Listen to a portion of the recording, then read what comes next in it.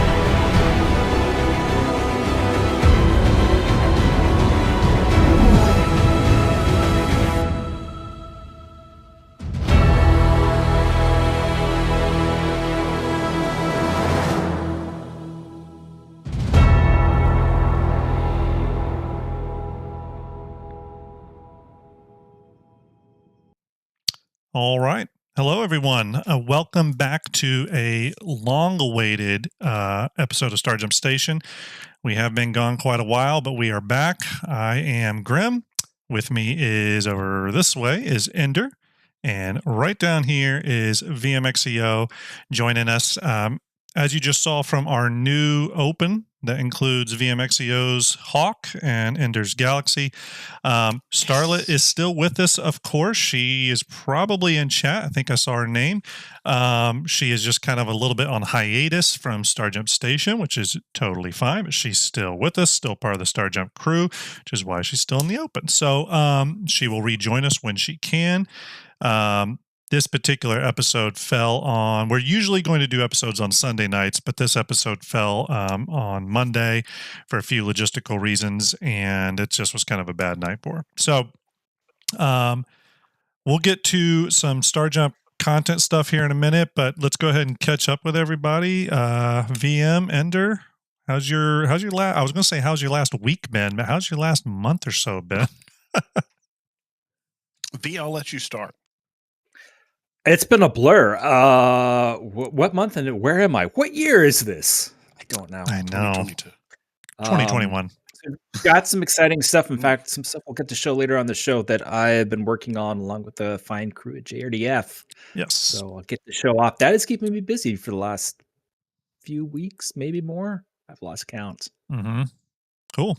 So. Yeah, we got some stuff to show about that. We're going to do that here at the top of the show too. So everyone stick around for that. Yes. Ender, how about you? What you been up to? Working, playing, all that jazz. Prepping for coming in April. We're going to be doing St. Jude Play Live. I am determined to reach $5,000 for St. Jude this year. So that is going to be my goal. Yeah, and we'll be doing some lead into that, as we get closer to the event and stuff like that. So you'll see that in other STARJUMP shows. I have been doing well. I've been crazy busy.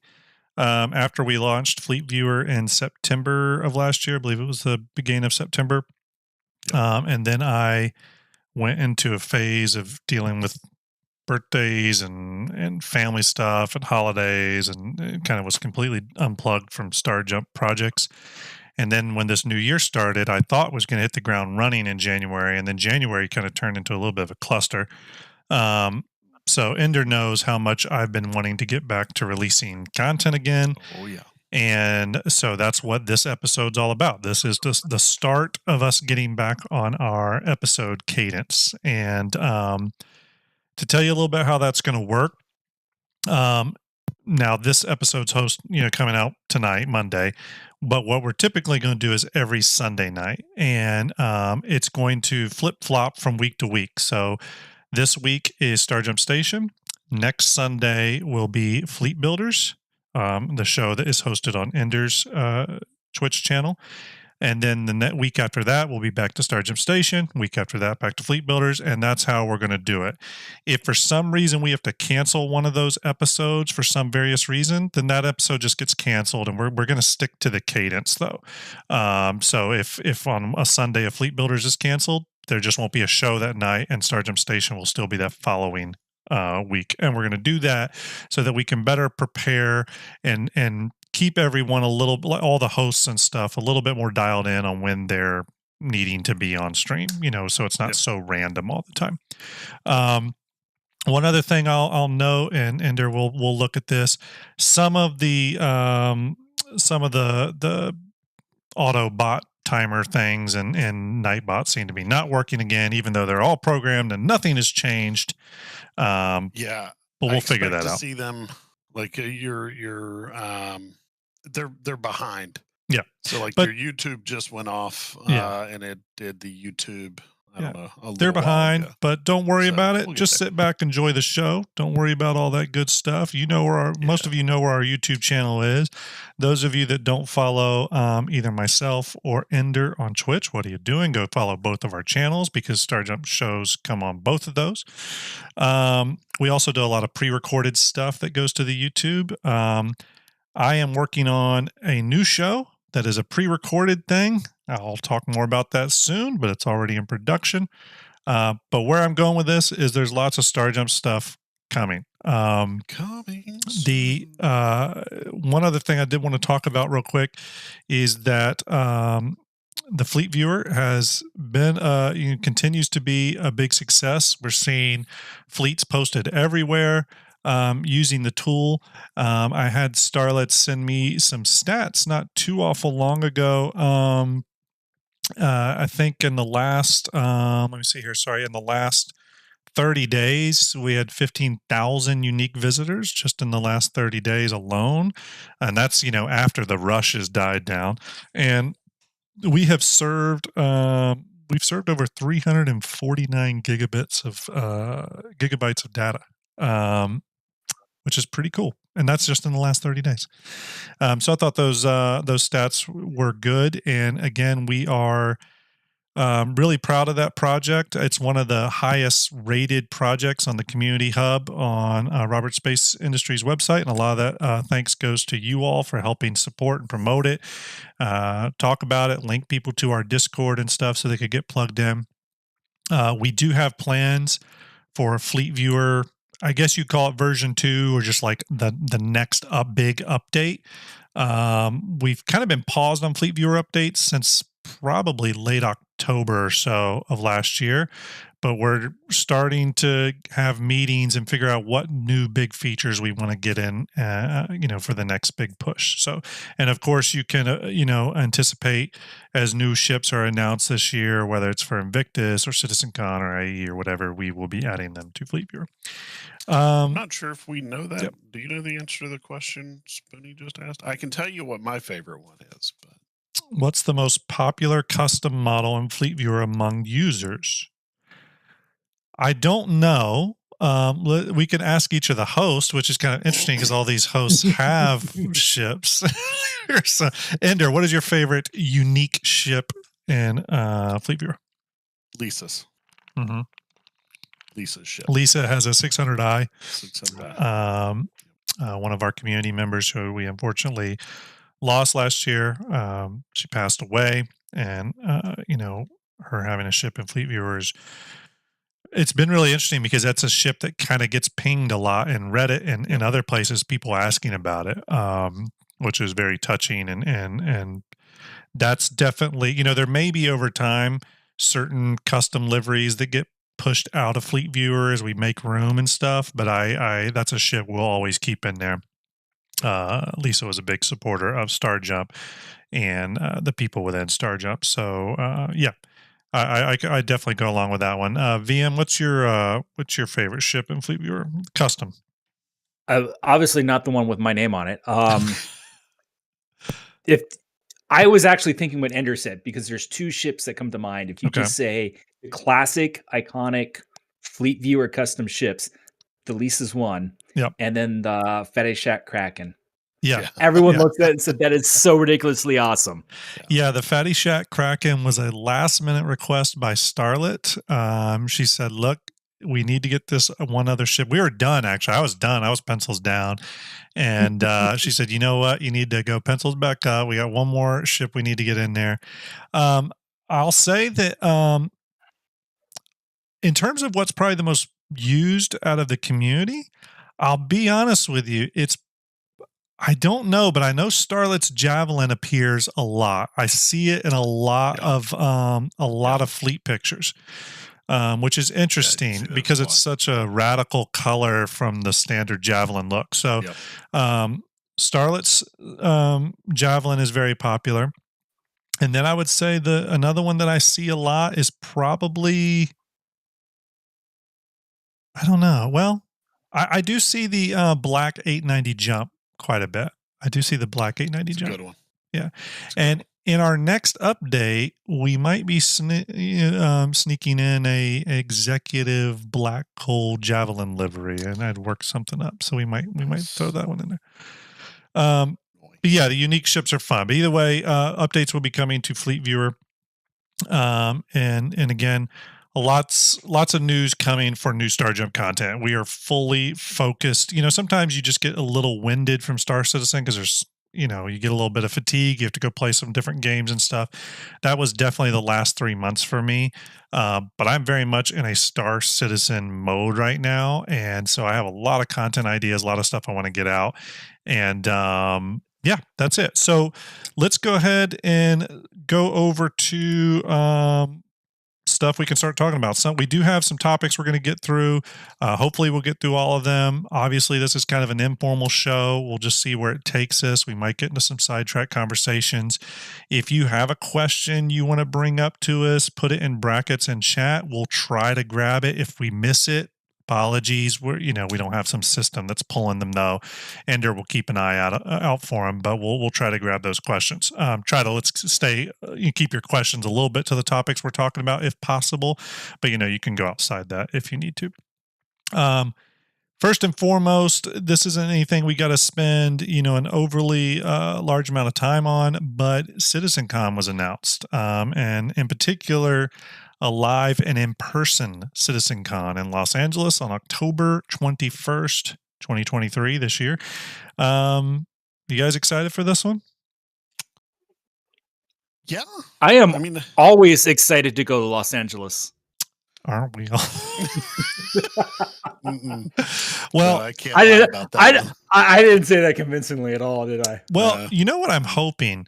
I'm really hoping that they do the in-person one, but with all the video production of their new digital CitizenCons. You know what I mean? With a live stream component, but also videos going straight to YouTube, pre-recorded format afterwards. So I hope there's a little bit of both, because inevitably, I would love to go. If I can't go, then inevitably there will be something critical that pops up on that day that allows me to not watch it. So, yeah. I've never been to one either. I want live Jared, but edited video Chris Roberts. Right. I think I'm one of the few people that can listen to CR talk for hours. I would love to go, though, because I'd love to see, CR do his thing in person. Be cool to see Sandy there and just a lot of those people. So, yeah, again, I'm hoping we get some of that. Yeah, I hope we get some of that digital production stuff, though, for those of us that can't go. If I'm able to go, I'm going to. It's going to require who knows how much help. But if I'm able to go, I would love to, because I would love to just kind of immerse in the community and really get to meet a lot of the people who make up the not just Star Citizen community, but also the STARJUMP community. So yeah. And we've been talking a little bit about we had a talk about doing a digital kind of bar citizen, which I think we'll probably definitely do this year sometime. We've actually got a lot of plans for that, but we've also been having a conversation about maybe having some sort of small STARJUMP intimate kind of bar citizen thing where it's really just all hanging out. Maybe we rent out a theater or something and we play STARJUMP cinematics and CIG ship commercials and talk and just everybody get together and have a good time. We're still thinking about it, but we would really like to do something like that for STARJUMP fans. But maybe if we're going to look at the numbers, but if it's something where maybe STARJUMP has to like combine forces with another community group and we to make the numbers work or something. But we'll see. But either way, there's conversations about that. We've had a lot of interest from our community, and it'd be cool to meet a lot of you all in person. So, okay. So what next? I think for the next bit of the show, we're going to hand it over to VM. I know VM. I think we can hand it. What's that? What's up, Griff? Oh, it was Griff and Griff just subscribed. Awesome. 5 months. Thanks, Griff. Appreciate you. I don't have my alerts up, Ender, so definitely let me know when that happens. Thanks, buddy. Griff, thanks so much for that tier 1 subscription. Appreciate you. Salute to you. We were just talking about you not too long ago, talking about our favorite custom ships in Fleet Viewer, and we were talking about the Lisa 600i. All of our favorites, for sure. Okay, so we're going to hand it over to VM. VM, talk about what it is you do kind of on the side and lead into this, and let me know what you want me to show and when. What do I do on the side? Drink coffee? Yeah. I do a lot of that. That coffee gets turned into things. So one of the cool projects I have is working with the fine folks at JRDF. Hey, you've got the logo. JRDF. I'm prepped, there we go. man. I'm prepped. I'm telling you. Man, this show, don't underestimate it. Man, presentation skills are top notch. Try to keep it. Yeah, got a few projects with the fine folks over at JRDF. We are ramping up for our next big release that I'm very excited for. Mm-hmm. And we are just trying to get our last remaining ducks in a row. I could tell you what it is, or we could let a video do the hype for me. We could. How about we do the video? Let's play the video. The video's better at hyping. We're going to cut over to full screen on this one, too. So we're going to cut over it now.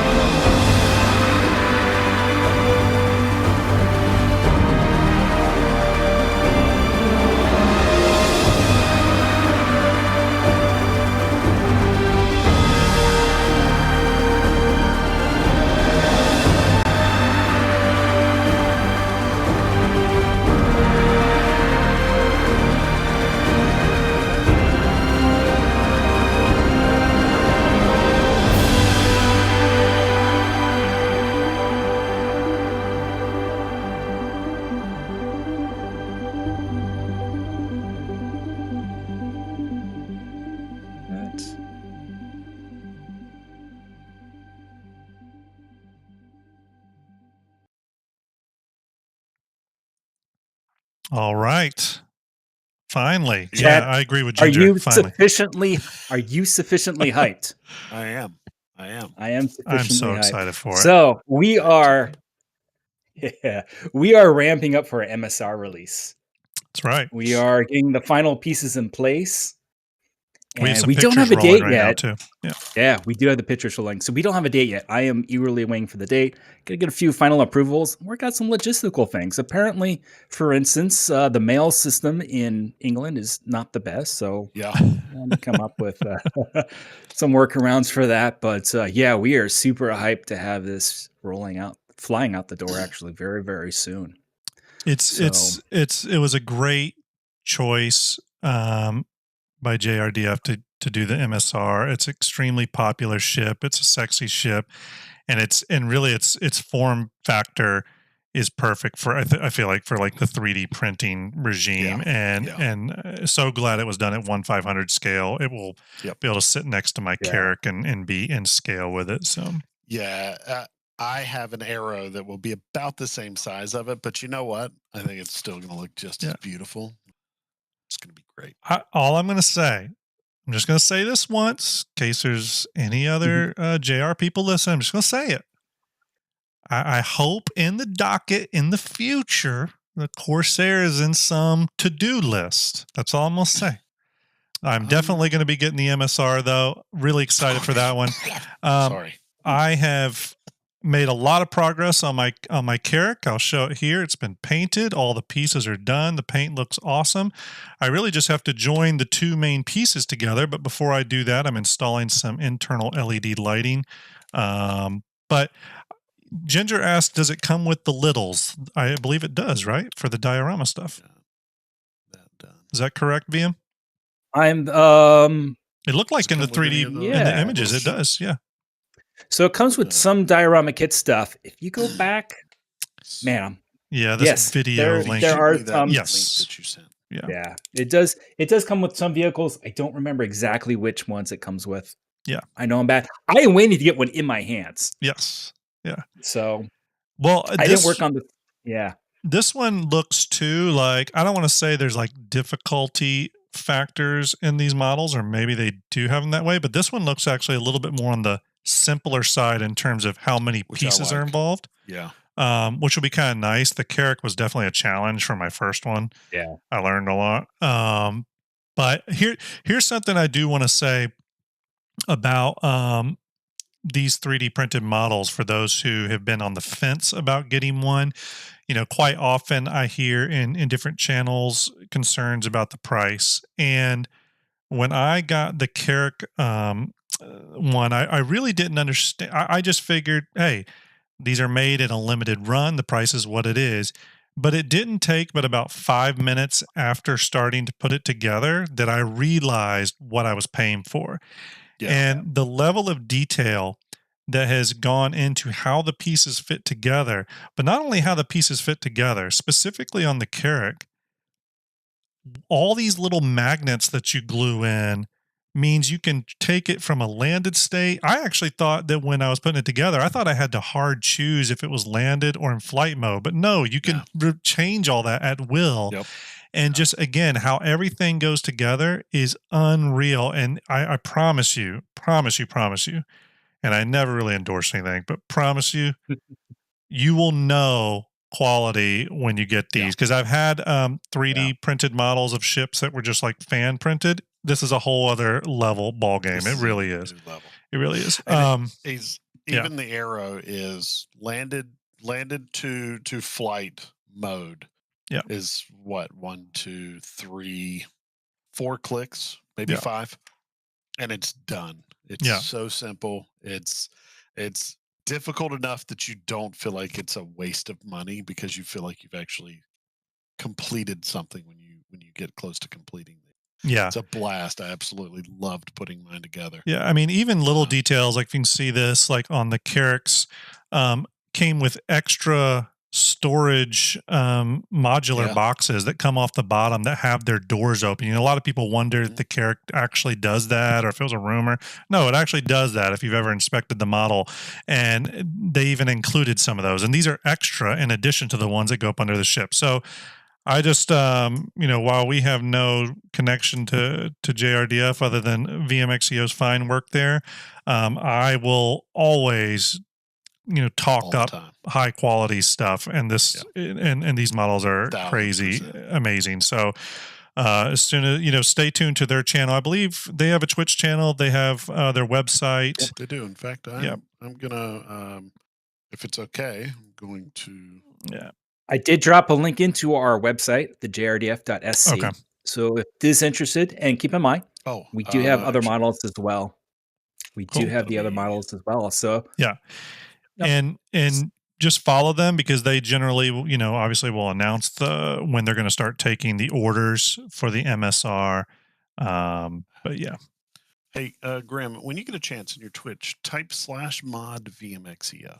Will do. We'll handle that right now. /mod links. VMXEO. Power just goes in my head. All right. I think that worked. We're going to let it happen. All right.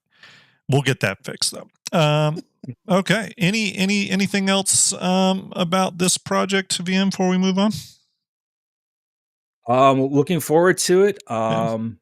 Yeah, we will definitely have a date, hopefully very, very soon. And I can't wait to show it off on stream. A lot of surprises and goodies that are going to come with this kit. Yeah. I'm very proud to show off. The packaging for these models is amazing too. I'm just going to put that out. Like, not only do I have my model put together and I'll be putting on the shelf, but I'm going to put the box up there too, because the box is really, really nice. The box has to go with it. I feel like it is a... Yeah.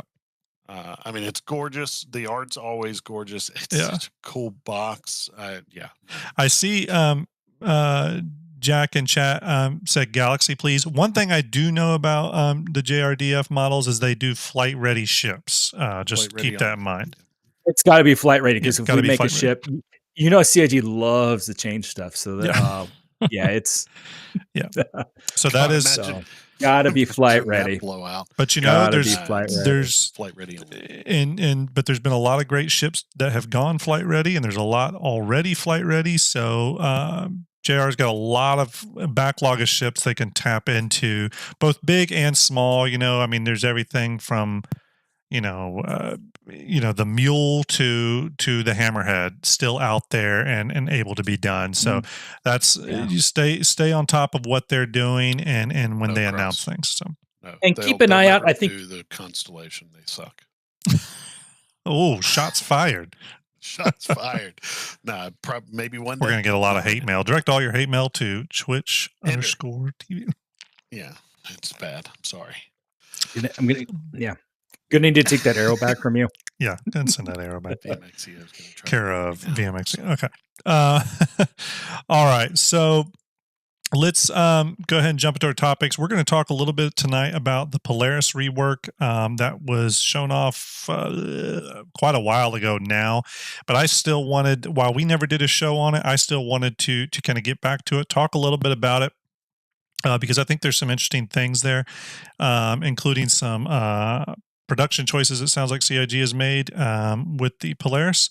We're going to talk about 3.18, obviously the upcoming patch that's hopefully going to PU soon. It's on the PTU now. We won't talk about every single feature of 3.18, probably just the stuff that we are interested in. I did finally get into the PTU just the other day and tried out some of 3.18, and I have some very strong opinions of it.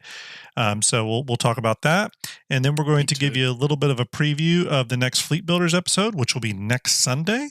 So you'll want to catch that. That'll be on Ender's Twitch channel, but we'll talk a little bit about what that Fleet Builders episode is, and then we'll close the show out. But if there's not anything else to discuss, pre-show here, guys, we're going to jump right into the Polaris rework. Does that sound good? Yeah. All right, let's jump into it. All right, so we're going to talk about the Polaris. For those of you that don't know, been living under a rock, the Polaris is the ship that sort of replaced the Idris as the Corvette, and then when the Idris blew up in size from Corvette to frigate, they needed something to replace where that Idris was in the kind of ship, hierarchy. So the Polaris became that ship. It is a torpedo gunboat. It carries, I believe, 24 or 26. Correct me, chat, if I'm wrong on that. I believe 24 size 10 torpedoes. It can fire all four, or it can fire four size 10 torpedoes at one time. Something to remember about that high torpedo count. The torpedo, or the Polaris you're seeing here, is from Fleet Viewer. This is one of the ships we had to redo several times because the hollow model is in terrible shape. But we're going to slice away the top layer of this, and we're going to go right into the Polaris as it stands right now. There are two deck cutaways for the Polaris. We'll talk about both of them here and just kind of run through our thoughts on this ship. And most interesting, we'll probably touch a little bit about how the Polaris has now moved into the ship pipeline, and the BMM has been removed from the ship pipeline, or paused. They put a pin in it, as they've said.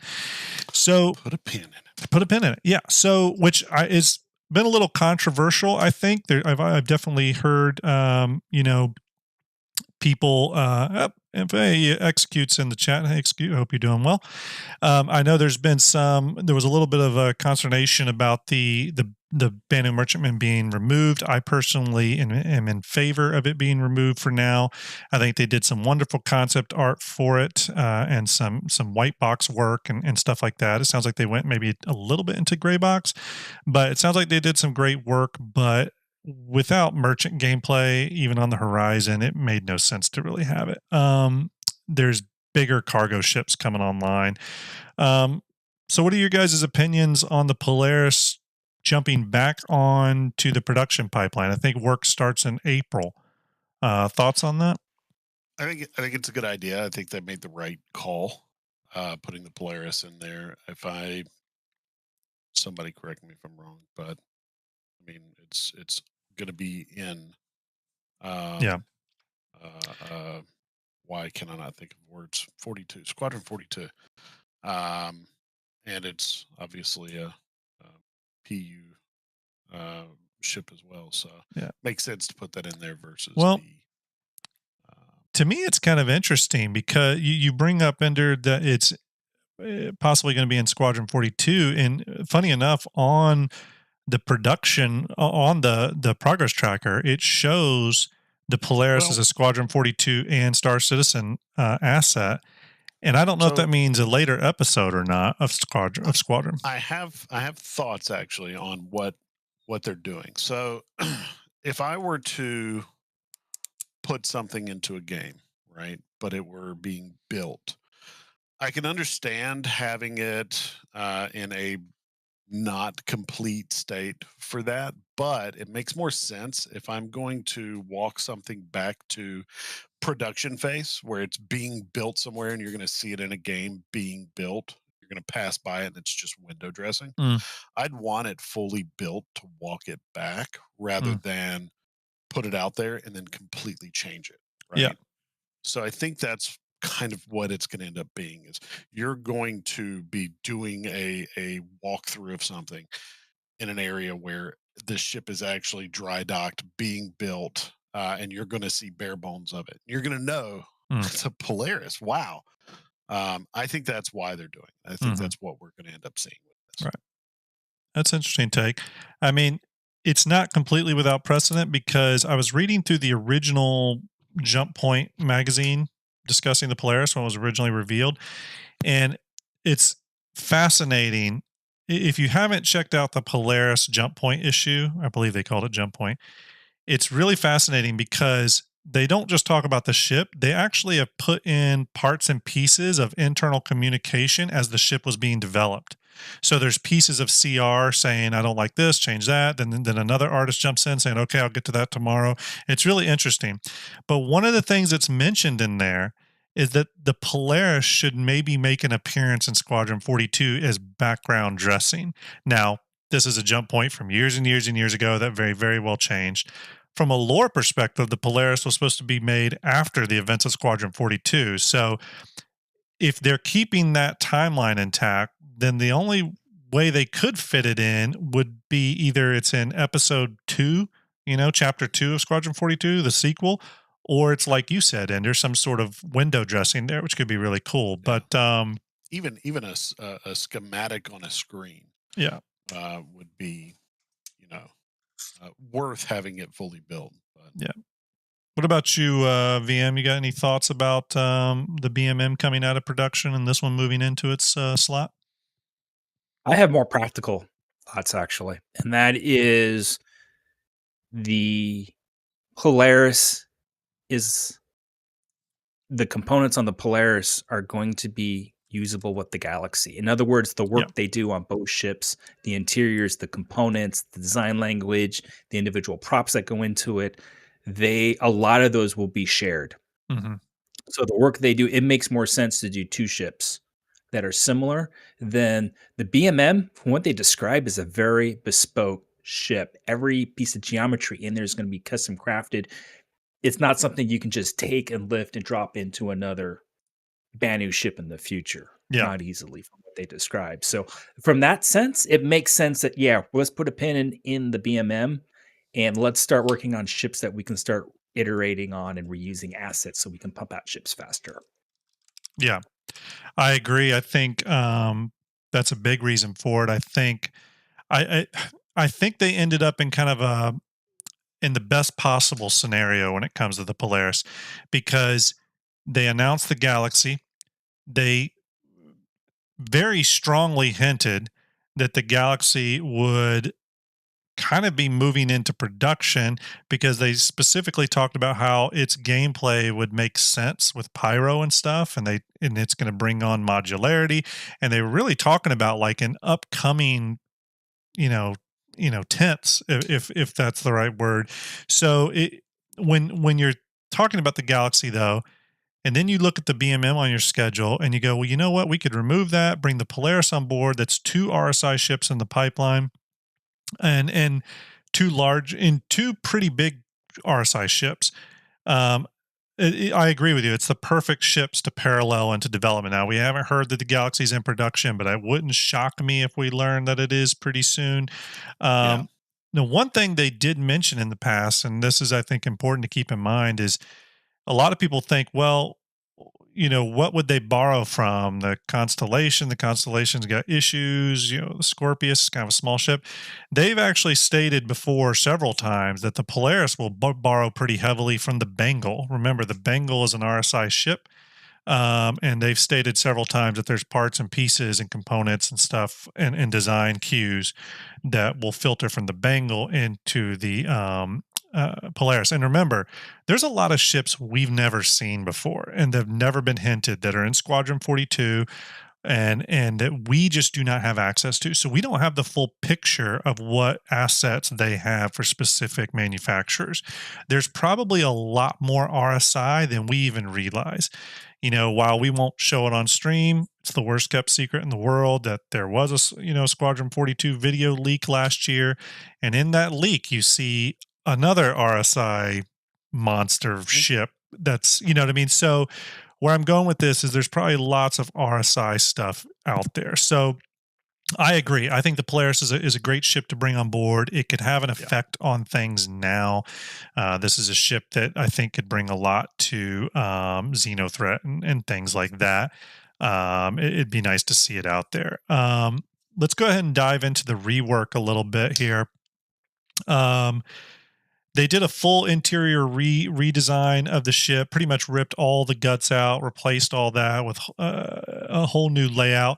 The first thing that struck me, and I don't have the wireframe renders, I actually wish I would have put those in the show, but the first thing that stuck out to me about the Polaris redesign is the turret replacements. And I was actually watching an episode of Info Runners. I know Execute's in chat. I was watching an episode of Info Runners just the other day, and they were talking a bit, or actually, I think it was when the rework came out originally, they did an episode.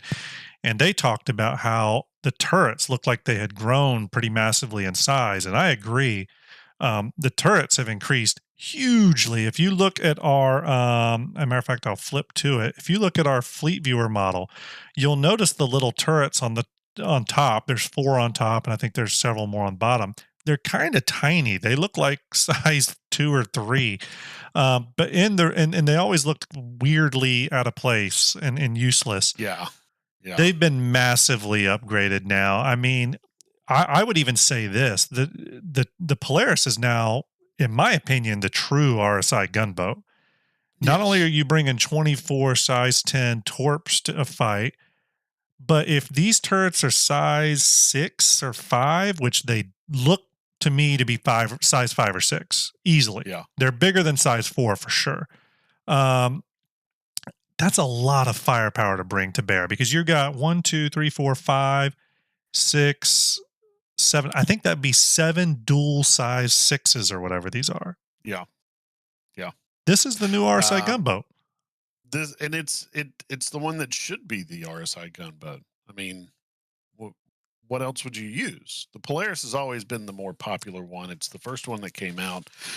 I always thought that it should be, the shooter of the group for RSI. So seeing it get that update on those guns was really, really nice. Well, I mean, to me, what it makes me think of is the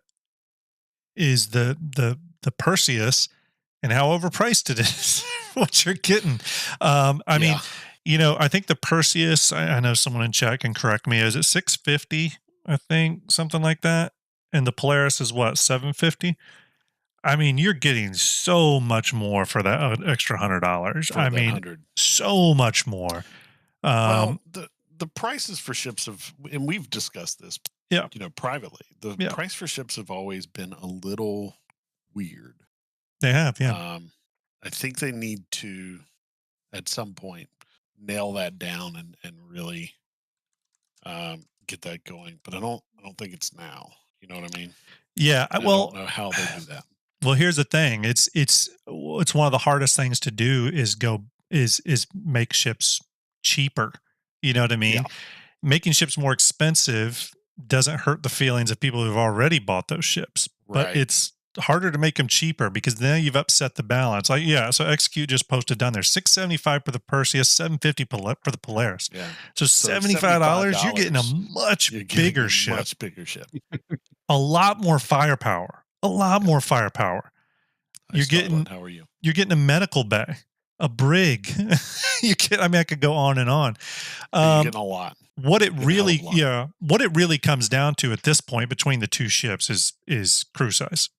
The Perseus is small crew size. The Polaris has got quite a kind of a bloated crew size, but so it's just something I thought the Polaris highlights. I think it's something that should be brought up if you're planning on making any pledge decisions, especially with the upcoming Invictus. Keep that in mind. The good thing about the Polaris is it's not hull limited anymore. But let's get back to the internal rework here. Obviously, really cool laid out bridge. You got kind of a captain's seat that's elevated and pushed back, looking out over the pilot and stuff. I know a lot of people love that kind of spaceship layout fantasy of the captain's ship. So really cool to see that. Kind of going back from that, you get kind of an overly large escape room or escape pod section. And you guys feel free to interrupt me if I say anything you want to dissect a little bit further. We then move back to the main elevator and armory.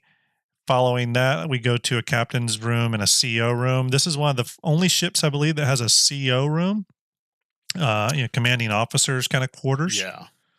I personally would like to see this in more ships that carry other ships, especially. Doesn't the Hammerhead have one? I don't know. Does the Hammerhead have an XO room? Yeah. Let us know. Well, not an XO room. It's got a CO's room.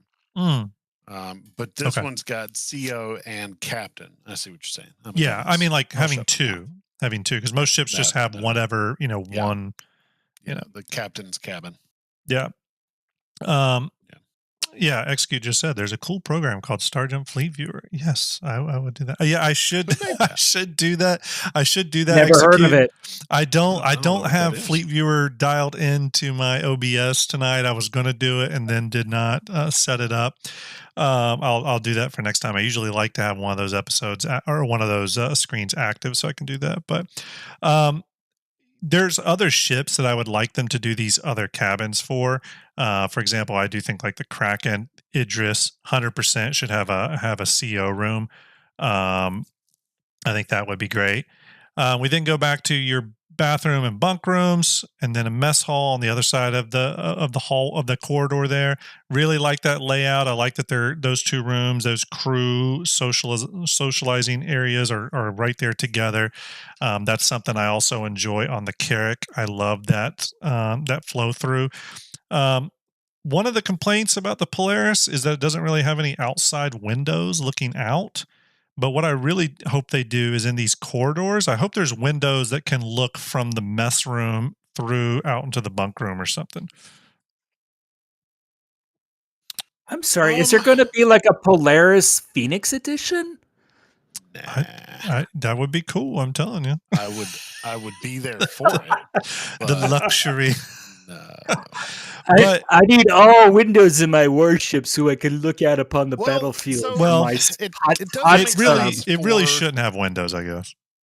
Yeah, it makes sense for some aspects in some locations, but you know, the bunk room, the bathroom, into the mess room, it would be great if you had, I want windows looking in on that area. Yeah, but I want windows from every corridor looking into every bathroom stall. That would be. I want that to be an RSI only thing, though. Yeah, I want RSI to be the creepy company that. But so RSI. But here's another funny thing though. If you do go back and look at that, if you go back and look at that jump point issue where they're going through the Polaris's development, CR constantly says add windows, but they never really do. It never gets windows put on it. So one interesting thing about the bunk room is, and I've seen this brought up in other content creators episodes, is it's really interesting how the bunks are at this like kind of 45-degree angle going back. And I was wondering why they did that too. It seemed like such an odd layout decision, but looking at this top down, I think they did it because putting them perfectly straight would have taken up double the amount of room. By putting them at that 45-degree angle, it's now smaller. So makes sense. Speaking as somebody who has worked on a ship before, this is a much better layout than like straight. Now they could have built them on top of each other, 2x2. Yep. And even 3x3. But this is a much better layout for that. You've got the bunks, you've got two beds, one on bottom, one on top. And you're able to flow through that room really quick and easy. Yeah. And if you have to wake up, you're not in anybody's way when you are getting ready. And I think that's why they've designed it the way that they have, and it's actually a really, really good design. Yeah, I haven't heard this brought up very, very often, but when I'm looking at these big ships nowadays, one of the things I keep thinking about, and I know I see Mud Dog in chat, and he probably thinks about this. I have a feeling. But one of the things I think about is, CIG's been talking a lot about environmental and like fire, right? The resource management system and all that. And one of the things that comes up a lot is fire and dealing with fires on board the ship. And so a lot of times when I'm looking at these big ship cutaways now, I keep looking at like where the majority of people will be, like crew, whether it's bunk rooms, mess hall, bridge, wherever, and how hard it would be to get to like say engineering. And the reason I keep thinking about is that like to go put out a fire or something like that. Yeah. And one of the things I like is that the bunk room and mess hall are kind of pushed as far back as you can get them before you hit the hangar, but they're right next to that big wraparound hallway that goes all the way around the ship and then back down into engineering. So I do look at stuff like that, and I think that's really nice. I forget if the Carrack is like that. I think the Carrack, you actually have to take an elevator down to engineering.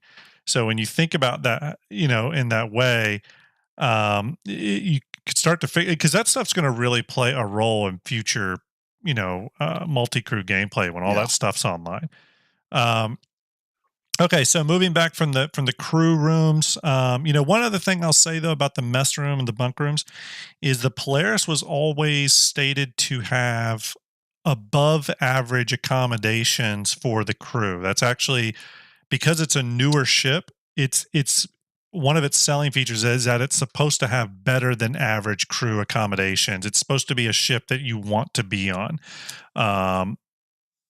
So yeah, it's just something to keep in mind. I hope that filters in, and I hope like the mess room and the bunk areas and stuff are really, really nice. That'd be cool. Again, this is supposed to be a newer ship, so I would hope that this ship has like a lot of like, I want to say state of the art features, but a lot of features in the rooms. Like locker spaces, personal storage areas, all that kind of stuff. Coffee machines. What's that? Yeah, coffee machines. I really here's what would sell it for me. This is a mess room, recreation room. All they need to do is put one arcade machine in there that we can actually play, and the problem's solved. They already did the chessboard for the MSR. Throw us in what is it, Vanguard Avenger game or whatever it is. It's just a matter. By the way, we have a random rant about that chessboard. Okay. Yeah.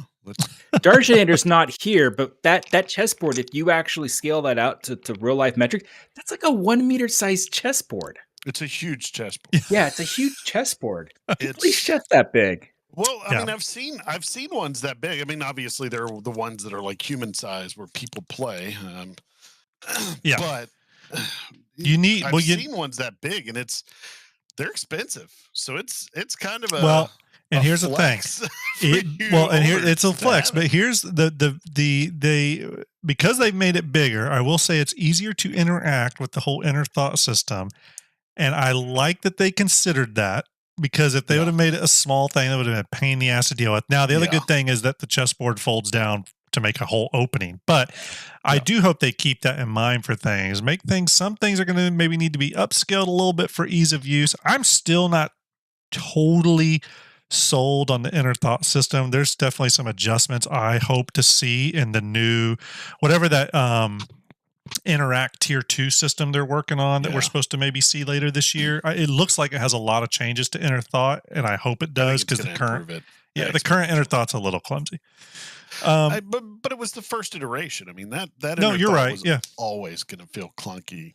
Yeah, it took longer than I expected for it to feel clunky to me. Yeah, you're right. No, you're right. So his device says Hyper Vanguard Force. Yes, that's the arcade machine they need to put in there. Damn it.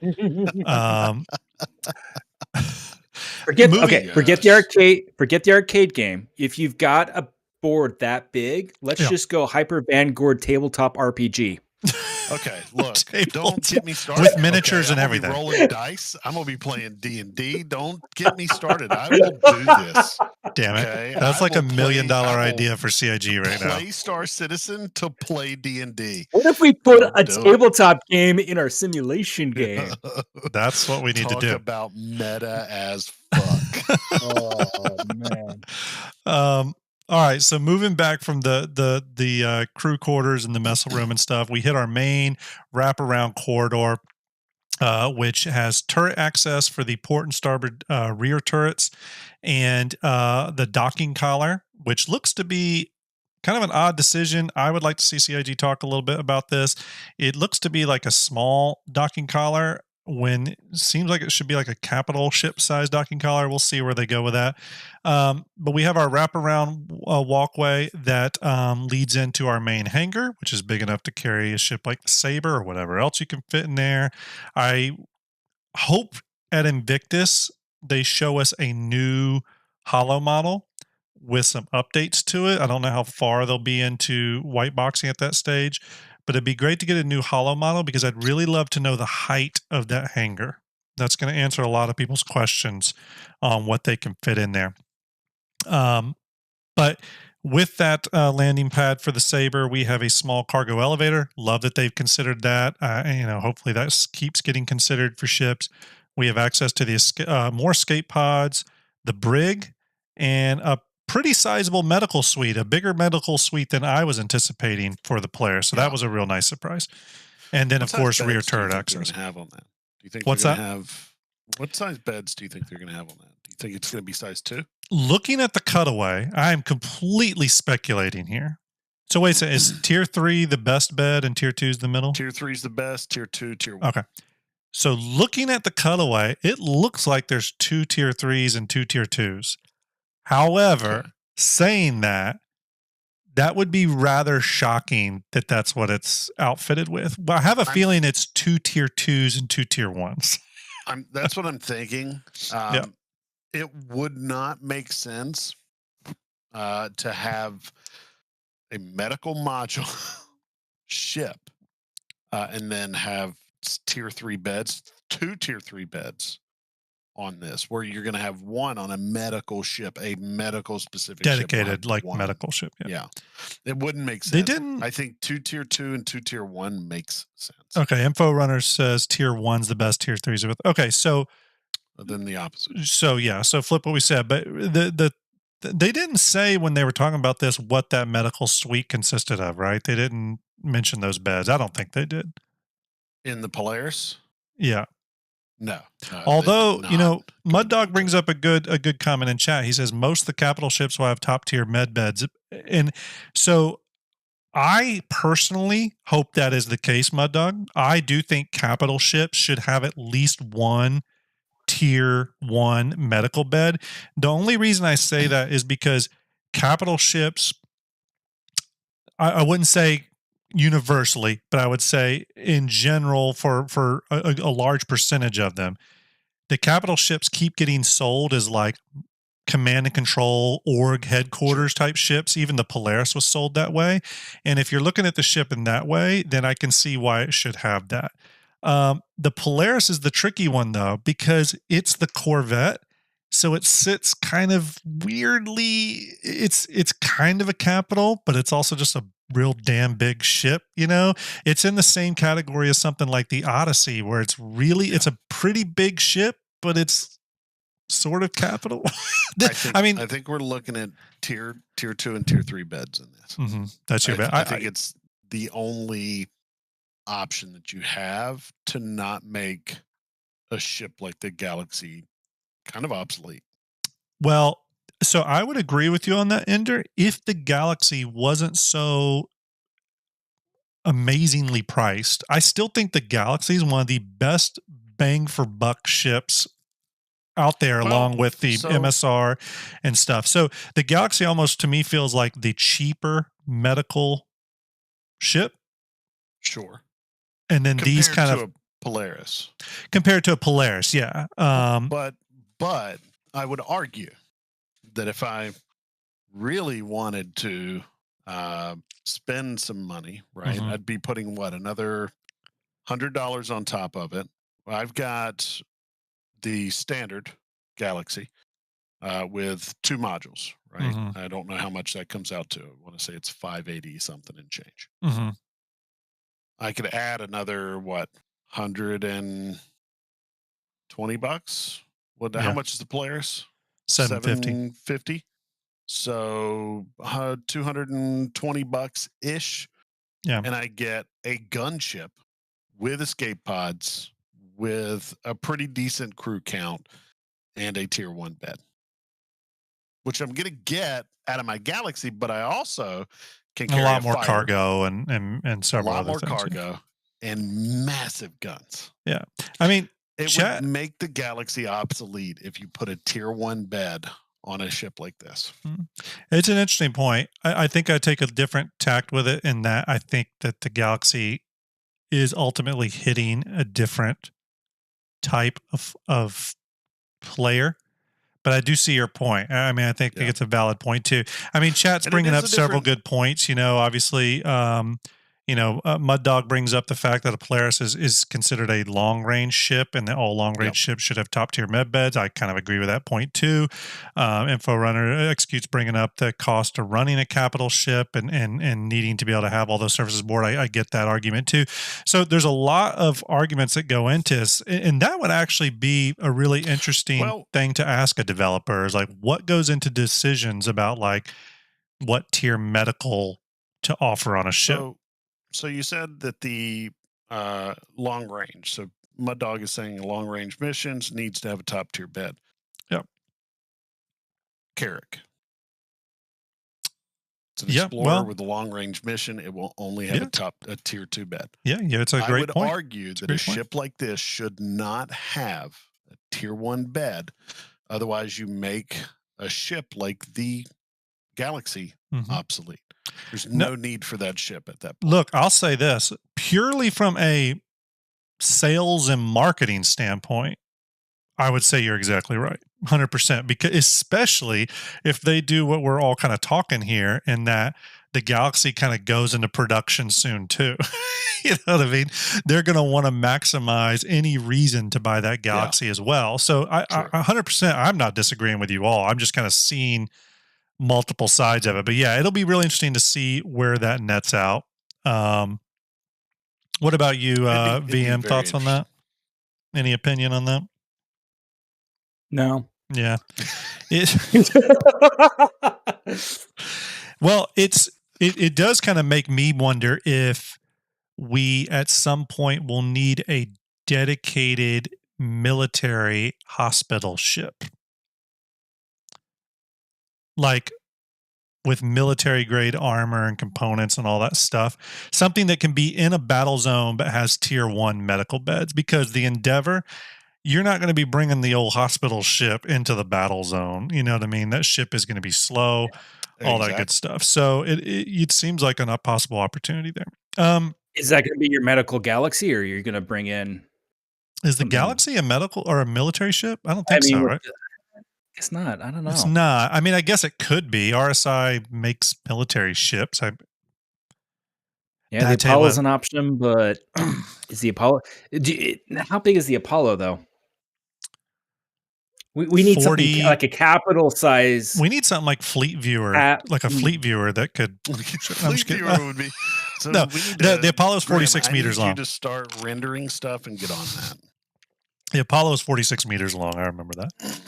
So it's okay.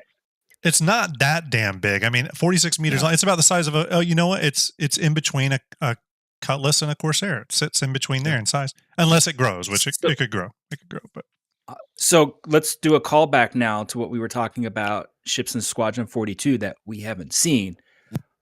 I can't say I've ever seen any ships in Squadron 42, but it would make sense to have a capital size hospital ship, especially in that game, a military grade. Yeah, and we might never see it until it comes out. To be fair, that may exist on the Bengal. They could have a full hospital wing in that ship, and we would know. You know what I mean? It's definitely big enough. So that's very, very possible. Probably has a couple Starbucks too. It's just big. Probably, yeah. Probably has a few. I mean, again, while they revealed a lot about the new interior rework, there was a lot of information they didn't offer up, and I do think that was because they weren't really ready to reveal it. I think it was kind of pushed a little bit by Jared and the community. I'm glad it was, but they even mentioned how they didn't really have concept imagery ready for it. We are going to go down real quick, though. We're going to switch down to the next deck, which is the lower deck, where we'll start from the rear this time. We have main engineering. Obviously, we saw some wireframe renders of the engineering section. It's like a multi-tiered engineering section. Looks really, really cool. Not much else to say about that. But again, what I did notice is that there is a stairwell leading down from the top deck to the engineering, which I personally think is awesome, because here's one of my big concerns about elevators when there's a problem on the ship. We already know about resource management and power getting cut and relays switching. You're going to be in a bad situation if the power gets cut and your damn elevators don't work. Okay, so I like good old-fashioned stairwells. Another ship that is one of my favorites that everyone knows that has plenty of stairwells like that is the Nautilus. If you look at the Nautilus, there's stairwells all the way to engineering. I personally love that. Again, move through they would be called ladder wells, by the way. Yes. But you can see here the engineering mezzanine, and then all that lower deck of engineering takes up about half the ship. So engineering's huge here. It's got one of the biggest engineering sections I've ever seen. We then get to the cargo elevator transfer area, and then on into the cargo room, which has that wonderful. I'm so happy they kept it, although I don't really think there was any other choice. But they kept the side loading ramp for the cargo area, which I think is just so cool. RSI is quickly becoming the manufacturer that has really cool ways to get into their ships. The Galaxy has the rear entry. That's what she said. Go ahead. Sorry, I had to throw it in there. I was watching a lot of Parks and Rec the other day. Go ahead. Can I just mention the size of the engineering? You got me fucked up. The size of the engineering room on this ship really shows the importance of engineering. Yeah, that's a good point. How important it's going to be. This is a huge engineering room, and they kind of RSI almost over all the other ones. And you see it here on this rework. You definitely see it on the Galaxy.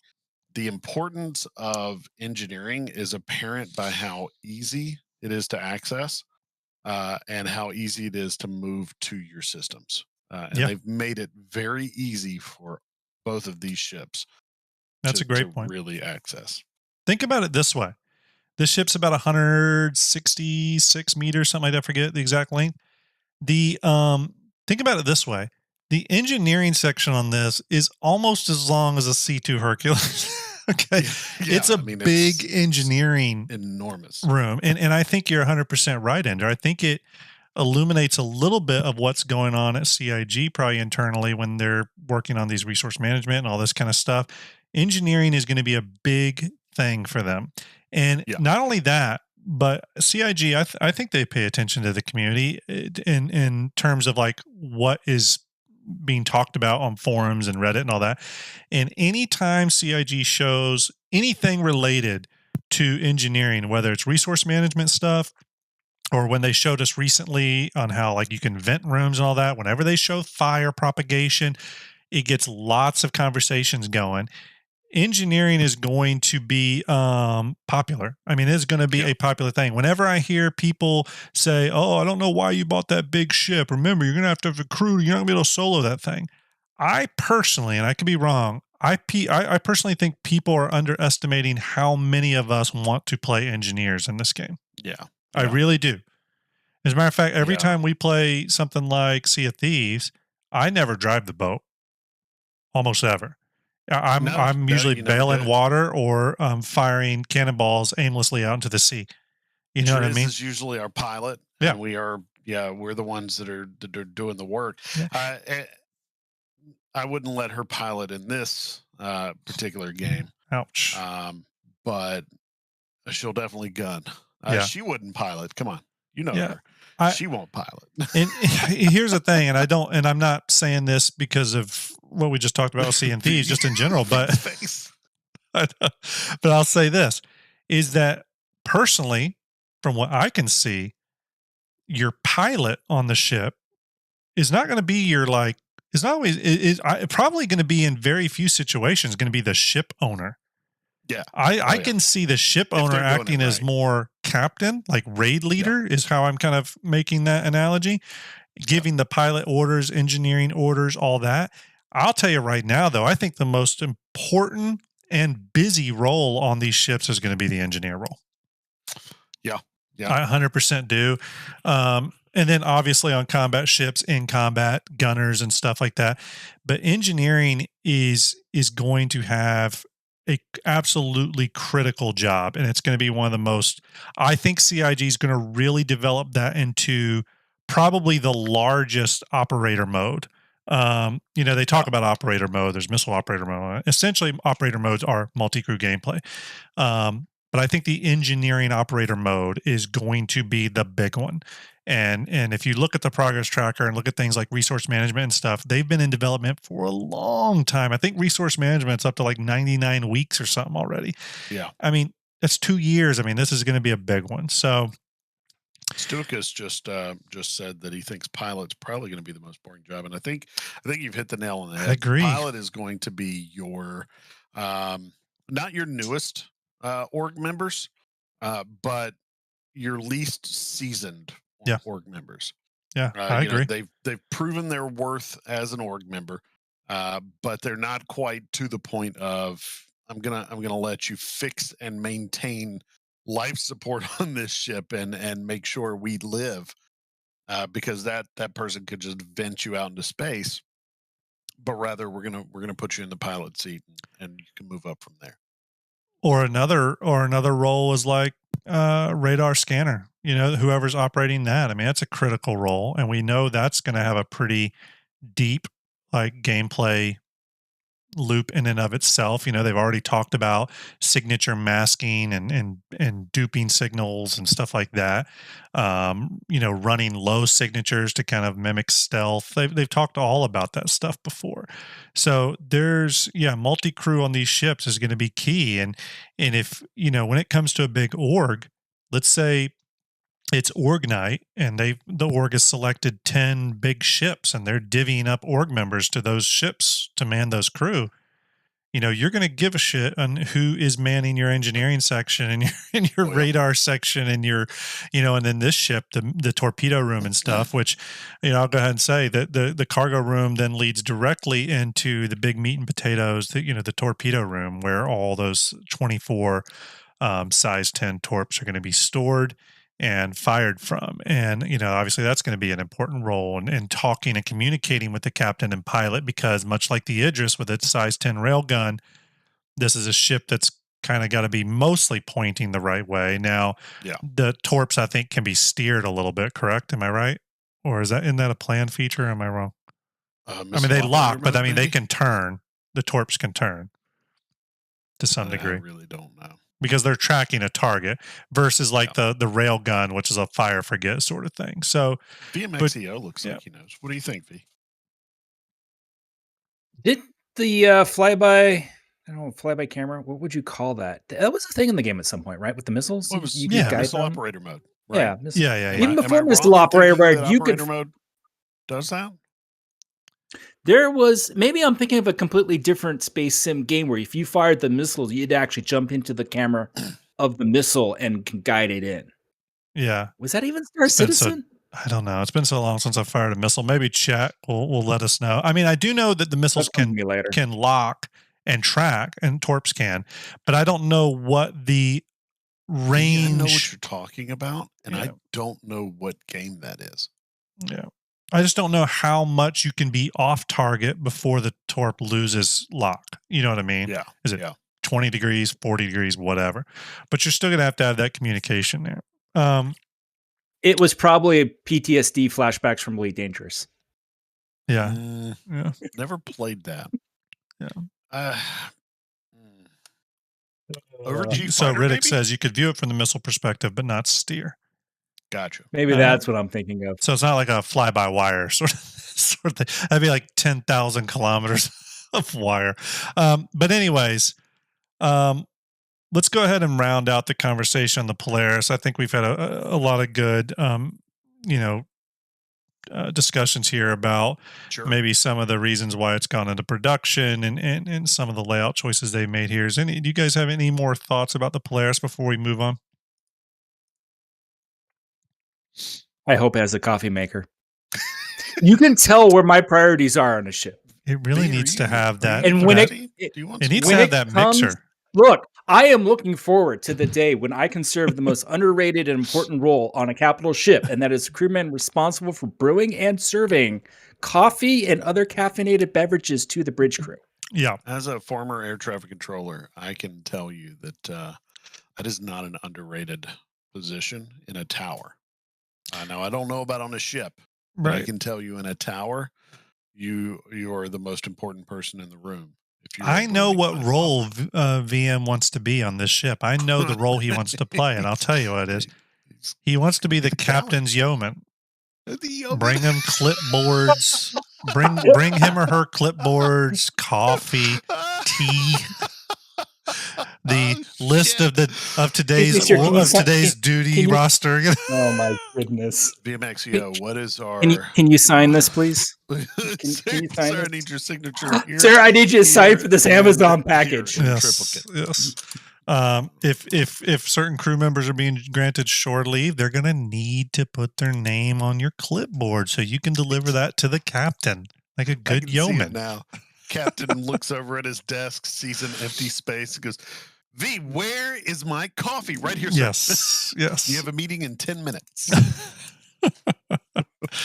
All right, everyone. I love it. I, for one, am really excited for the Polaris to finally go into production in April. I personally hope CIG leaves it on the progress tracker and builds this ship out to completion and as a great launching point for the Galaxy and stuff as well.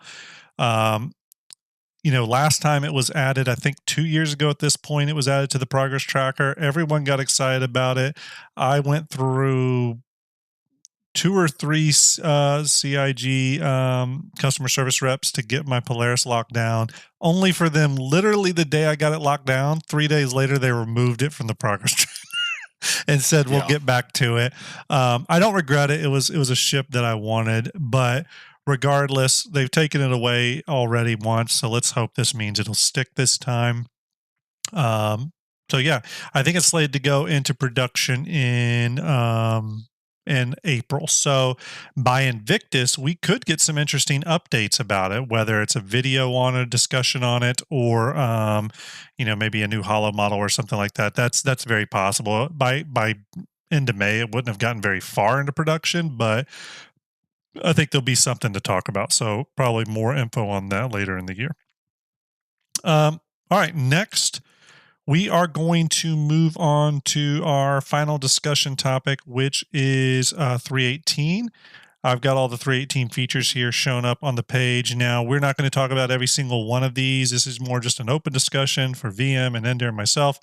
If there's anything we want to bring up, anything we've been experiencing on the PTU, or anything we are just glad to see come on board. Obviously, the big one with this patch is PES coming on board. That's a huge thing. But there's a lot of other stuff, everything from racing getting a bunch of additions, to the cargo system refactor, to Salvage, the Drake Vulture coming online, all kinds of good stuff. Who wants to start with this? Anyone got any opinions? Has anyone tried anything out on the PTU? I'll kind of open the floor up. Be what you got. Well, I mean, they obviously would be talking about the coffee machines that now work, but we're not going to lead with that, of course. No. Is that in? Please tell me that's in. I think that's 319. Right. God, that would be Did great. it get pushed back? I thought they were working on that. Maybe I'm thinking. Well, anyway, we'll get back to the That's coffee. a whole AI subroutine. We could spend an entire show on this. We'll put that on the agenda for next week. Coffee gameplay in upcoming PTU. I think we need to kit bash a coffee ship for Fleet Viewer. Need to do. I am working on the Jumptown gift shop right now. There it is. Yes. 318, it has done a couple things that are kind of amazing. PES has made the content in the game feel so much more alive. So when they add in things like racing, flying around a corner and seeing a pile of dead ships shortly before you crash into the obstacle yourself and add to that pile, add something to the game that wasn't there before. Yeah. And all the content that they've added in has been the PES. It's just made everything feel richer. And you can tell, not just playing the games, but if you watch any of the content creators, I'm sorry, with 317, there was a dry spell for a very long time. And you could tell it was starting to get some of the popular streamers. You could tell it was getting to them. 318, it's reinvigorated the entire community. Yeah. So we're just excited. We're finding not just the content they put in, but seeing new unexpected ways that PES is bringing emergent gameplay, things that nobody really planned for. And it's amazing. I love finding the Reddit posts of just people coming across random props that have been arranged in amusing ways. Yeah. A ring of Picos just having a party in the middle of the spaceport. And that's what PES is brought to the world now. It's new. It really is kind of new discoveries. Some of those are emergent based, because they're player generated, but it really does, or crash ships at the end of a racetrack. It really does bring a level of unknown, because right now in the game, when you go to a location, you know what to expect there. Right? Everything else had this kind of static presence, and we know what to expect. But now all that's changed. And, for example, for a salvager, you may arrive at a location and there's a ship hull sitting there that's ready to be ripped apart. So now, completely because someone else had a bad day, you now have a gameplay opportunity. And we're starting to slowly see, we're all waiting for Star Citizen's big gameplay circle to complete itself, to where the whole game is this big ecosystem. And while we're not there yet, 318, that circle is inched another couple of notches to completion. You know what I mean? And we still got a ways to go, but I think that's why 3.18 is a patch that is getting such kind of positive reviews by everyone, because it's been a little bit of glimpse into the future, of what we're all hoping for. Sure.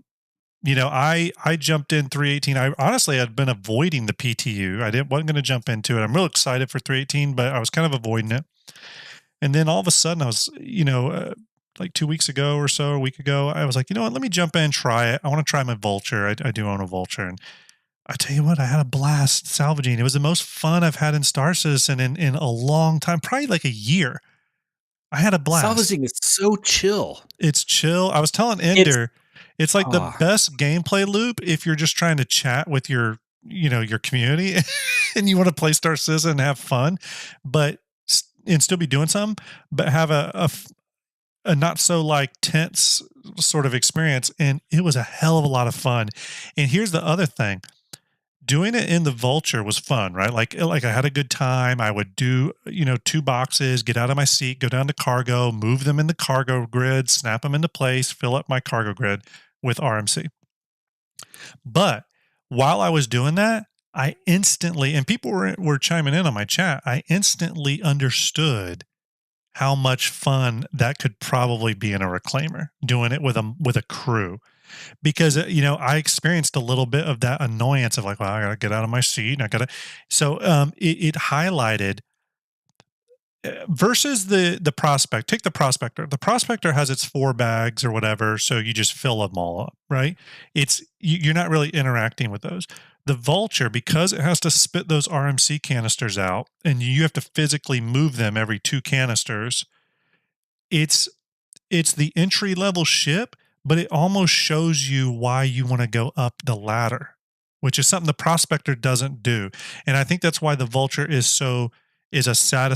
it feels like a satisfying ship. It feels like it's doing what it's supposed to do. It's providing that tier 1 level of salvage, but it also is showing you why you want to climb the ladder, why you want to make the investment in the next tier of salvage ship, or maybe finding a buddy to do multi-crew with.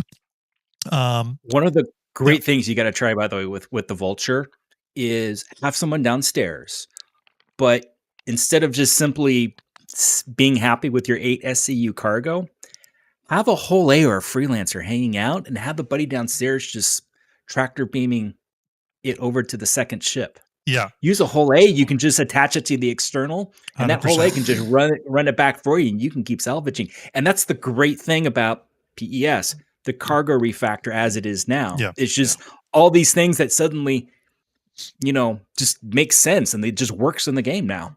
Yeah. And go ahead, Ender. Sorry. Oh, I was just gonna say, I've been on PTU only once, and I had the absolute opposite. Yeah, you said you had kind of a rough experience, right? PTU. Yeah. Within 45 minutes, I had 5 30Ks. I had no stuff working. No AI was moving around. They were all running in place, walking in place. And this wasn't just like at the worst places. This was everywhere. Didn't matter where I went. So, Ender, it's funny you say that. If it makes you feel any better, the following day, a whole bunch of content creators were posting, like streamers were posting on their Twitters and stuff, that they had a horrible PTU experiences that night where nothing was working. So I think it was just a bad night. I got real lucky. The worst possible. Probably. Yeah. I got lucky because I jumped in on like the middle of a weekday. It was like 1 p.m, and it was so smooth. I had a little bit of jerkiness in some areas, but it was very smooth. And again, you just played it and you went, this is great. It just clicked. See? I gotta get my missiles. I've got my arrow set up to run security for you, and so we'll have to get that done. Okay, so let me chime in on that real quick. As I was salvaging, people said, well, the first time I went out, I got pinged for a mission. I think it was called Cleanup, and I accepted the mission. I went out. There was a cutty black on the surface of a moon. I went down there. I salvaged it. Pretty cool, but then I had to jump off and go. So the next time I logged on, I said, okay, I'm going to do a full run, right? So go do the salvage, gather the boxes, go back and sell them.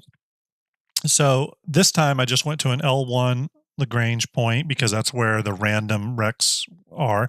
Went there, I did a scan. The salvageable ships that are floating out there show up as a unique marker. I went to one. It was a C2.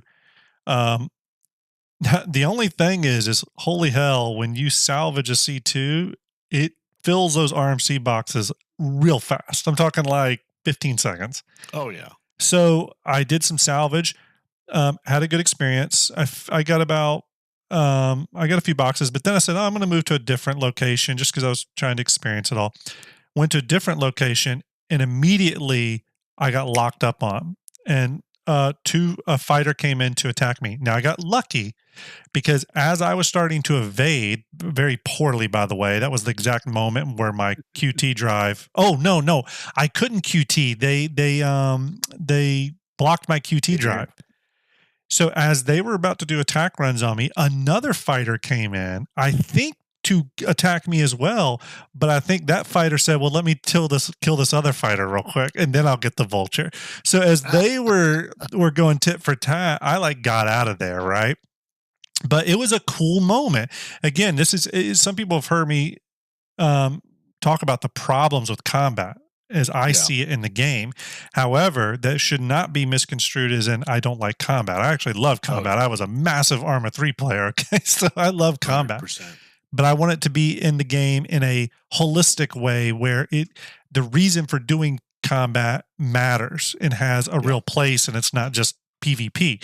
And I'll tell you, I really enjoyed being like chased off of this salvage claim by these people coming to kill me for that reason. And for one, it made me want to get Ender on the phone and like jump in game to protect me. But again, there was a purpose to it. It wasn't just because I was flying in a random area and somebody just said, let me kill this person. They were trying to do it for a reason. And I really loved that interplay. So that was a really fun moment. I came away from that one play session really excited for 318, and I cannot wait for it to go live. I'm going to be playing the hell out of it. My Vulture is probably going to get the most use. It's probably going to get more usage than my Corsair, and I'm shocked that I'm saying that. So, I mean, that's good, though.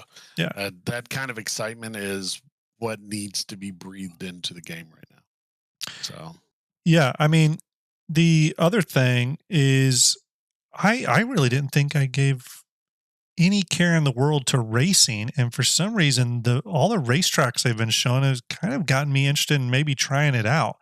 I don't know if that means buying a racing ship in game with in-game credits or something. I probably will do that. But has the racing and all the racing tracks and all that stuff, has that attracted any of you guys at all? I haven't tried it yet. Yeah, I haven't tried it. I don't think I'm a racer. Yeah. I don't think I have it in me to do that much practicing. Yeah. You know, you see these guys hours and hours and hours, but I can see myself being a race engineer, and doing the repairs and doing the pit stops. That's interesting. Doing that side of things. Yeah, I think I can see myself doing that, but not being a racer. You know, no, that's a good point. Who can't teach, right? Well, I'll tell you this. That's what I would do, is just be the advice guy. Well, let's talk about that for a minute. We know the Daymar Rally is a big thing. We know CIG likes to support that. We know they're putting a lot of effort into racing.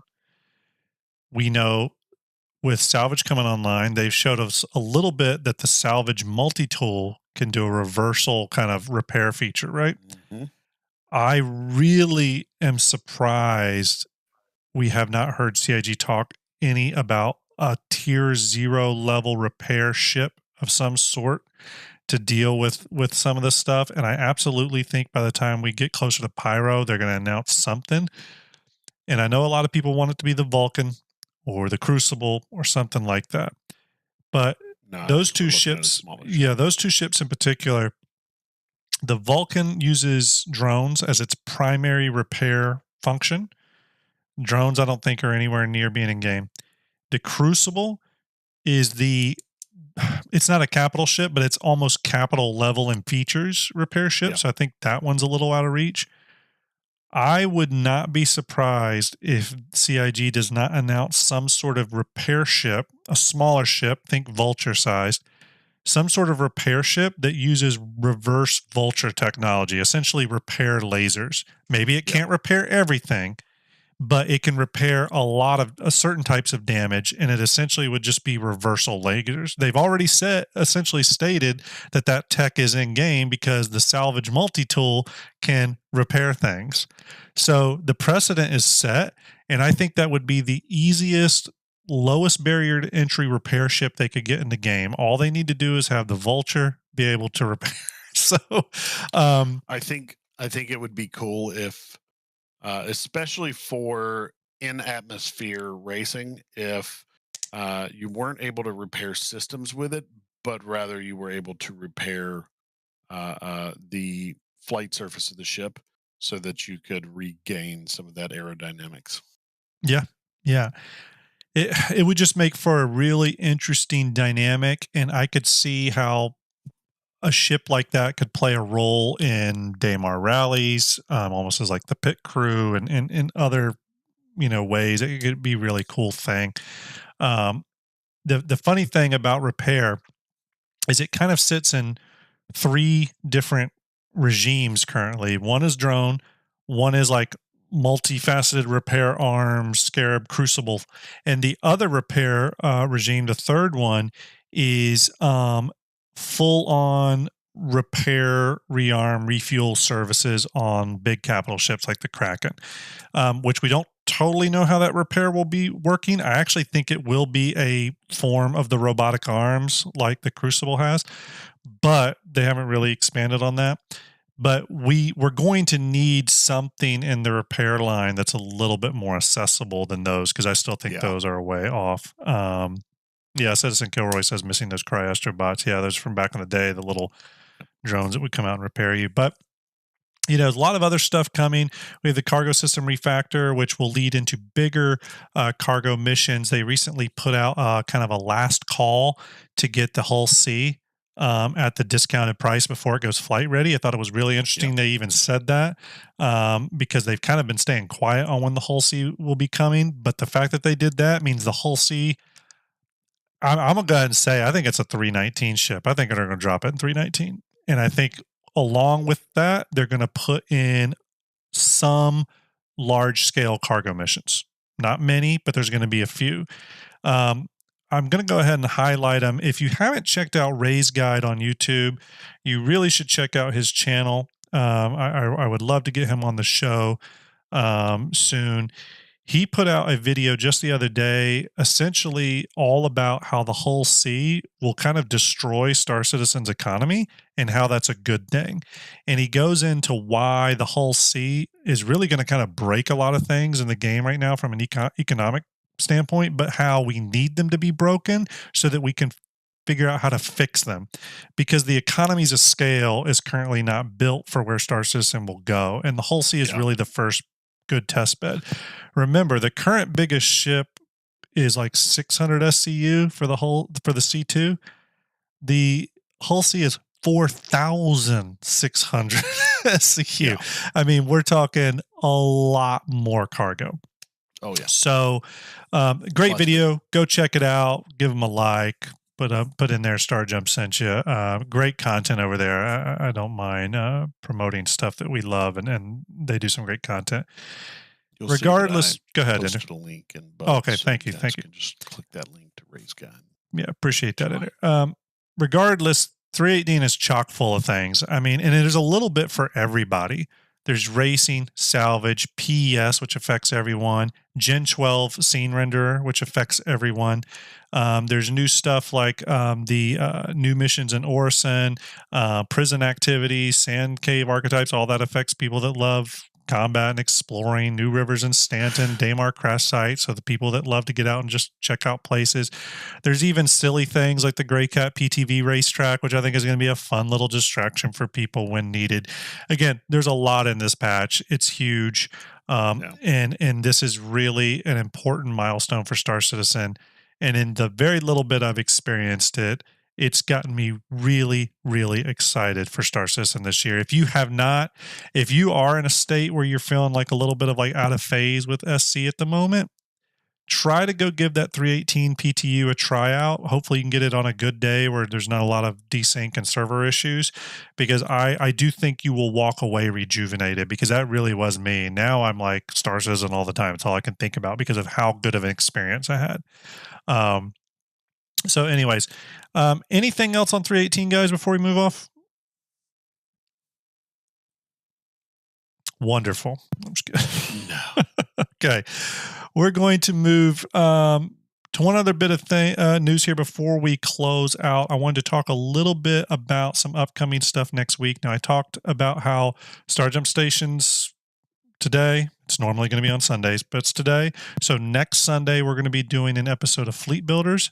The Sunday after that will be STARJUMP Station again, and so on and so forth. We'll kind of leapfrog each other. Let's talk about the next episode of Fleet Builders, because Fleet Builders is a show we hosted over on Ender's channel, on his Twitch channel. He'll post the link in there. But that is a show that we really wanted to get back to as well. We had great feedback from people, and people seem to love it. So we're going to get back to doing that, and we're going to kind of find ways to make each episode a little unique than just building fleets. And I'm really excited about this next episode. I'm going to pop it up here. Ender, you want to tell us a little bit about the next episode, sir? Yeah. So the premise that Grim and I were discussing was pirate versus prey.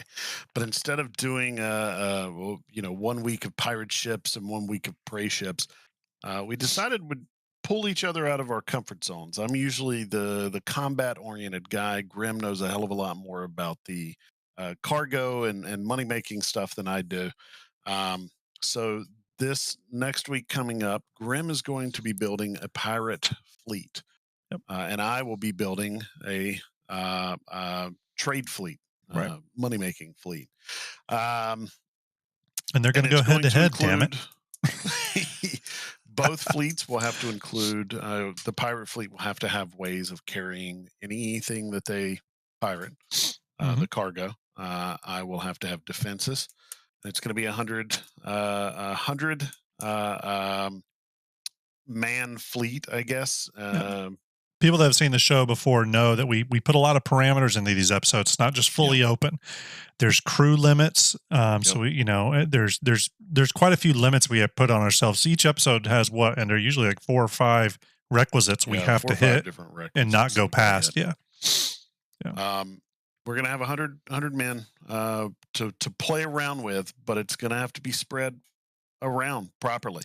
And we've decided that we're going to do the numbers a little different, instead of going off of, especially for like the larger ships. The smaller ships is pretty easy to kind of finagle. An F7, for example, can have 1 person flying in it, doesn't need that gunner. But a Scorpius, we'd have a gunner for that. But for the larger ships, we decided that we would go kind of based off of their points. So if it's got 6 turrets, it'll have generally 2 engineering people. If it's got a pilot and a co-pilot seat, we're going to fill those seats. We're always going to be on the top end of that crew maximum. And the reason is, when we see things, when we see more about this resource management system, we see more about combat and how critical that's going to be, radar scanning, all that stuff. The crew requirements for these ships, we're going to lean a little bit more heavily into it and go err more on the higher side. But another thing I'll add about Fleet Builders, it's really cool that me and Ender do with it, and I think that sets Fleet Builders apart in kind of a unique way, is that we'll set up parameters that have roll-on effects, right? So one of the parameters to this may be that the trade fleet, the commercial trade fleet, has to be able to go from Stanton to Magnus or Nyx. And what I mean by that is it has to be able to pass through multiple jump points and go long distance. Well, what kind of roll-on effect does that have? Well, that has an effect that you can't have a small fighter just flying beside it the whole way. It's going to run out of fuel. Okay, so now you need refuelers, or that means you need to take along a carrier like a Kraken or something to carry those smaller ships. So again, we love dealing with those what ifs, those roll-on effects, and that's something you can expect to see from this episode. So Yep. It's going to be real fun. I think you guys are going to enjoy it. And as always, we welcome any feedback. If you guys want to build your own fleets, if you have thoughts on it, it'll be next Sunday at 9:30 p.m. Eastern Standard Time. So about an hour and a half ago. Next Sunday. Yeah. And we do that live, and that also goes up as a VOD on our YouTube later. So yes, execute. It's similar, but the good thing is I think there's enough differences there that they set apart a bit.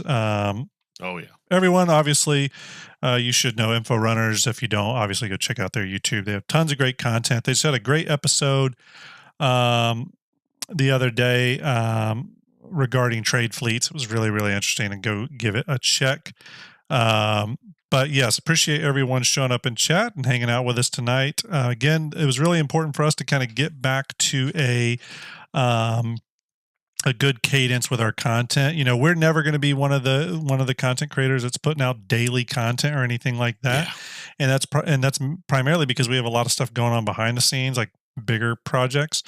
I can confirm once again, as we said at the top of the show, we are going to be looking at a Fleet Viewer update, a sizable update to Fleet Viewer soon. We're kind of in the pre-production meetings on that now. We know a lot of the features we want to add. We got a list of bugs and issues we need to fix.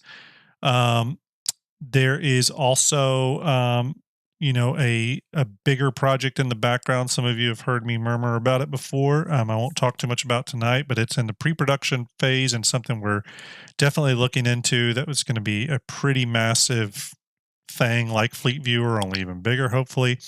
And we have other shows we're working on. So we'll get more to that as we get closer to those. But again, thank you everyone for hanging out with us tonight. It's been great having VM with us as always, Ender with us as always. I have our raid, by the way, so you appreciate it. And hopefully we'll get Starlet back on here on an episode soon. So everyone, we really appreciate it. Ender, who are we raiding tonight? We're going to raid Tree. All right, yeah, let's raid Tree. Tree great content as well. Yeah. Great content creator. I don't know what they're discussing over there, but like Tree, he's veteran. Actually, I think he's still in. The guy can't get out for some reason, but he's a military guy like me. Great dude. A lot of really good, interesting information comes from him. So All right. Well, guys. Thanks everyone. And now see you guys. Awkwardness. Awkward. It comes. We gotta wait. Raid. Got 6 seconds. BMXEO, how are you doing? You're so quiet today. I am hanging in there. I am ready to crash hard though. Me too.